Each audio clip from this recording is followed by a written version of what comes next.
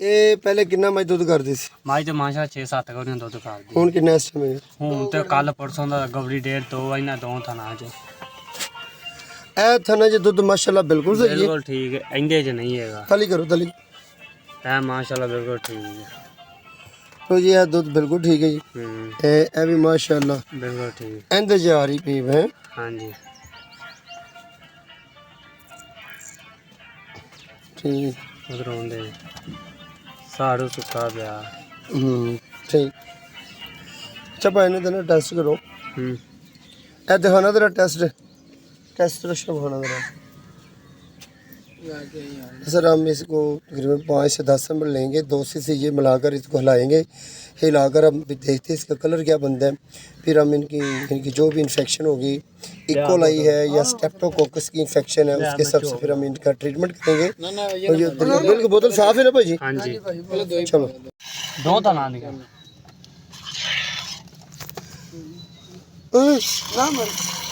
खरा वगैरह तलदी रखनी थी। चलो खैर कोई नहीं पाओ। पर ठीक है ज्यादा ना पाओ। हेलो भाई जरा आ बाकी दो चोलो ਇਹਦੇ ਨਾਲ ਇੱਕ ਚੇਟੀ ਵੀ ਹੁੰਦੀ ਹੈ ਨਾ, ਉਹਦੇ ਫੇਰ ਪਤਾ ਲੱਗਦਾ।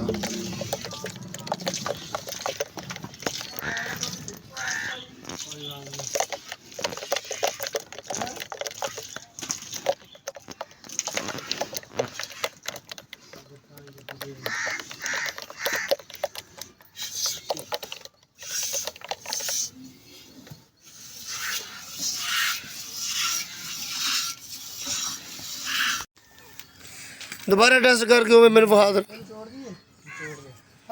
है बड़ा कौड़ा कौड़ा दूध है इन्हें चारे थने पिया जी तिन्ना नु ये भी बड़ा कौड़ा है।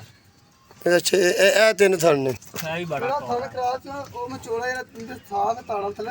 चोड़ दे दोवें बाइयां दे आला थाने नाल चोड़ दे थल्ले।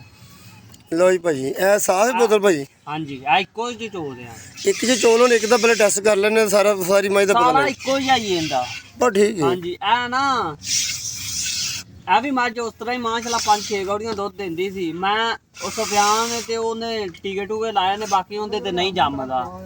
राती ओनू सद्या सी ते मैं कहा सवेरे भाई दे आज नहीं सद्दांगा। सर जी इंशाल्लाह ताला तेरे सारे डंगर ठीक होणगे। मैं तेनू फोन कर के ना मैं थक यार मैं तेन तेरे सामने माम जा बंदा थोड़ा है पूरे पाकिस्तान दे विच मेरा काम है पुत्र जी केड़ा कोई इत्थे कल्ले ते नहीं। हां ते ओना पूरे पाकिस्तान च अपना नेटवर्क है। ते सत्यान नु फोन कीता ते ओंदे ते नहीं जम्या खोलदा इंदा वंगा पंगा खोलो ऐ भाई लवाए ते टेस्ट करो लबाडर जी भाई जी ਇਹਦੇ ਪਾਉ ਇਹ 2 ਸੀ ਹੋ ਗਿਆ 2 ਭੋਲੇ ਮਾਰਨੀ। ਅੱਛਾ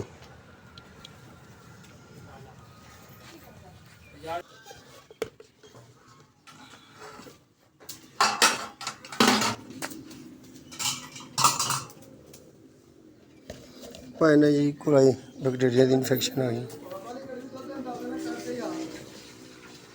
तू गौड़ी दा आया हां गौड़ी घर होएगी।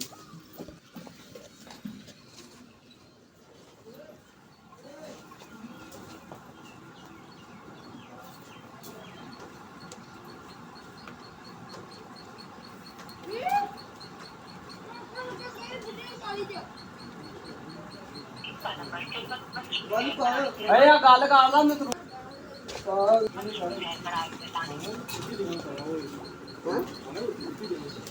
ਕੌਣ ਬੋਲਾ ਚਾ ਯਾਰ ਬਲਾ ਦੇ ਕਿ ਕੈਨ ਕਢਾ ਦੇ ਵੀਰੇ ਖਲੋਇਆ ਆ ਜਾਂਦਾ ਕੈਨ ਘਟਾ ਦੇ 1 ਮਿੰਟ ਸਾਹ ਲੈ ਪਰ ਰੱਖੀ ਫਿਰ ਪੈਰ ਧੋ ਲਾਂ।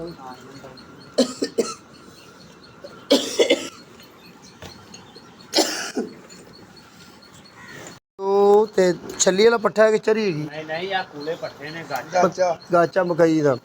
ਇਹਦੇ ਨਾਲ ਤੁਸੀਂ ਟੁੱਕਰ ਪਾਉਂਦੇ ਰੋਟੀਆਂ ਕਿੰਨੀਆਂ ਰੋਟੀਆਂ ਫਿਰ ਡੰਗਰ ਨੂੰ ਆ ਰਹੀ? ਕਿਲੋ 2 ਕਿਲੋ ਹੀ ਆਂਦੀਆਂ ਨੇ। ਅੱਛਾ ਅੱਛਾ ਅੱਛਾ ਤੇ ਵਿੱਚ ਆਪਣਾ ਕੋਈ ਮਿੱਠਾ ਸੋਡਾ ਵਗੈਰਾ ਕੋਈ ਚਿੱਟਾ ਨਮਕ ਵਗੈਰਾ ਤਾਂ ਨਹੀਂ ਕਦੀ ਪਾਇਆ? 7 8 9 10 12 13 ਡੰਗਰ ਨੇ ਤੇ 22-23 ਕਿਲੋ ਰੋਟੀਆਂ ਹੁੰਦੀਆਂ। 2 ਕਿਲੋ ਆ ਜਾਂਦਾ ਡੰਗਰ। ਹਾਂਜੀ कोई चक्कर नहीं सोडे सूडे वाला कोई शै नहीं। अस्सलाम वालेकुम। आज हमने एक बेहतरीन जो मिल्क के लिए हमने थनों के लिए जो टेस्ट किए हैं वो हम आपको लाइव दिखा रहे हैं। और ये हमारे पास सोल्यूशन होता है, ये 10 ml दूध में 2 ml सोल्यूशन को घुमाते हैं और इसको हम जायज़ा लेते हैं कि इसको बैक्टीरियल इन्फेक्शन का मसला है या प्रोटोजोन का या वायरल इन्फेक्शन का है, तो इस हिसाब से हम ट्रीटमेंट करते हैं। अगर जानवर के दूध में फुटकरियाँ वगैरह बन जाएँ कि इनके घुमाने से, तो पता चल जाएगा जब बैक्टीरियल इन्फेक्शन का मसला बना है।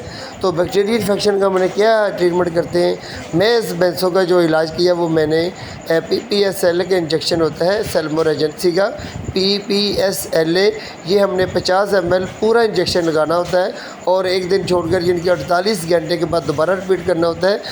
2 से 3 वायल जो होती है वो यूज़ करने से ही जानवर का थनों का दूध पूरा हो जाता है और दूध में जो फुटकियाँ वगैरह आ रही होती है वो भी ठीक हो जाता है। दूध का जो जायका है वो एक ही बोतल में ठीक हो जाता है। जबकि हमने देखा होगा कि दूध भी कड़वा है, जो दोस्त जो फार्मर है वो दूध पीता है, ये देखता तो ये बाहर फेंक देता है, इतना कड़वा दूध है, जहरीला दूध है। इसका भी एक ही डोज में जानवर ठीक हो जाता है। और 7 हम देसी नुस्खा यूज़ करते हैं, इसमें हम 7 नींबू, शीशा नमक, ठिकनी शहदर, कलमी शोरा, मीठा सोडा, ये हम 50-50 ग्राम चीज़ें लेते हैं और 1 पाव चीनी में मिलाकर जानवर को 4 से 5 दिन तक देते हैं, तो जानवर अल्हम्दुलिल्लाह बिल्कुल ठीक हो जाता है। और मैं साथ डिस्क्रिप्शन में भी सारा ये इनके लिख देता हूँ, तरीक़ाकार आप पढ़ सकते हैं।